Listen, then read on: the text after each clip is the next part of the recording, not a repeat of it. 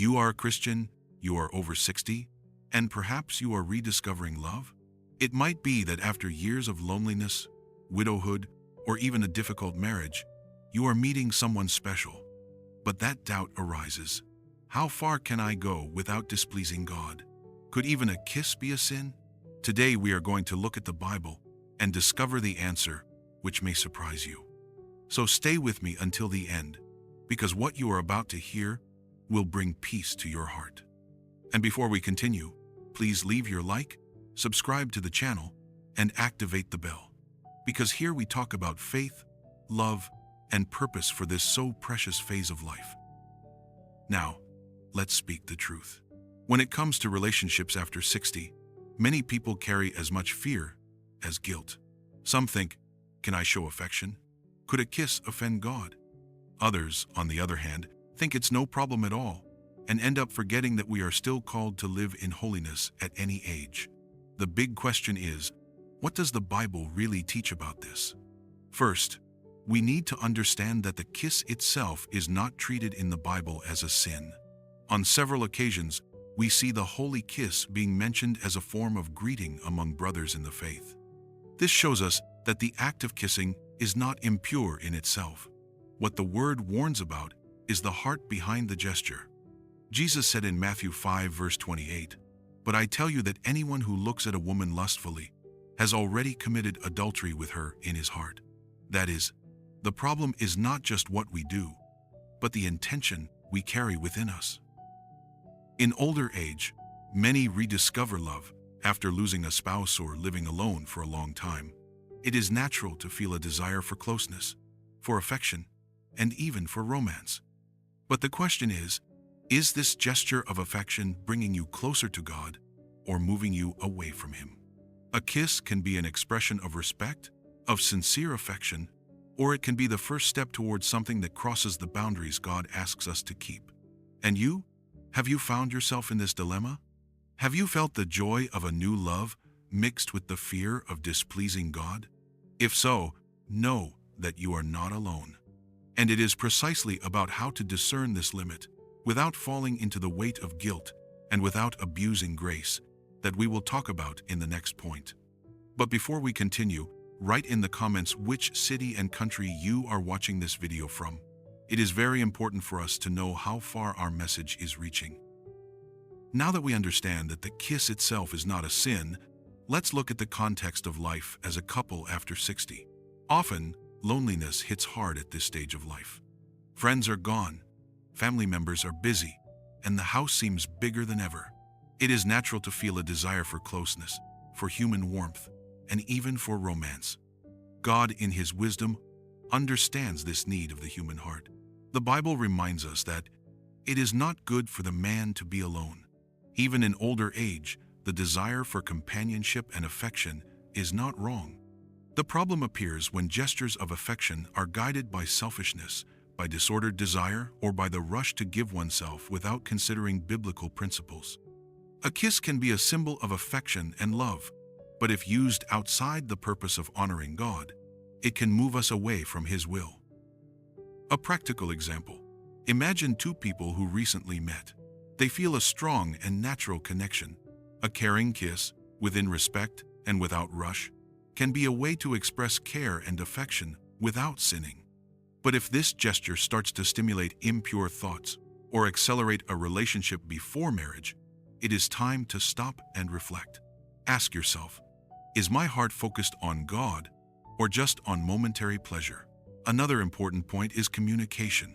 Talking openly and sincerely with your loved one about limits and Christian values helps protect the relationship.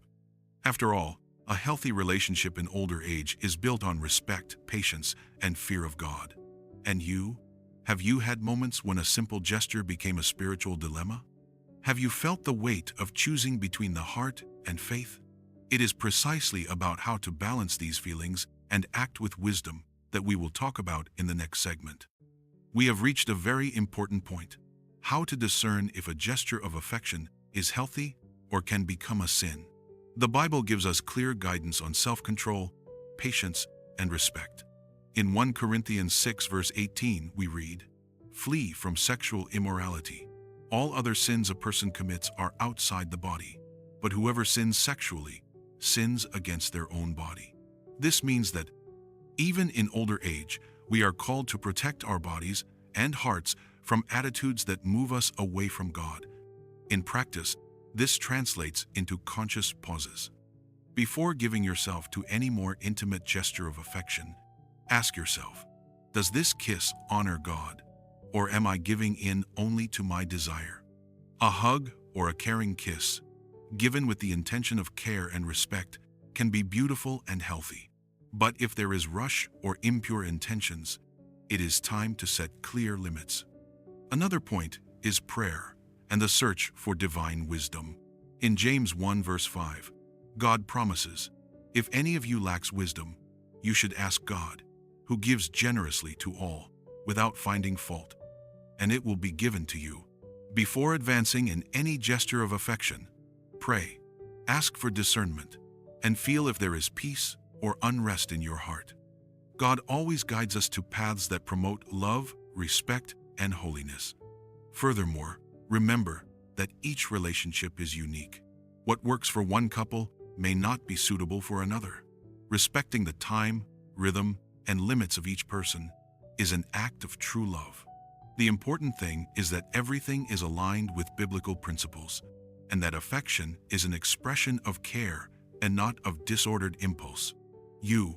Have you felt insecure about what is allowed or not in your relationship? Have you wished to act with love and respect, but without feeling guilty? In the next segment, we will talk about how to transform affection and care into an experience that honors God, even after 60. Now let's move on to the most important step, transforming affection into something that truly honors God. In older age, love has a different value.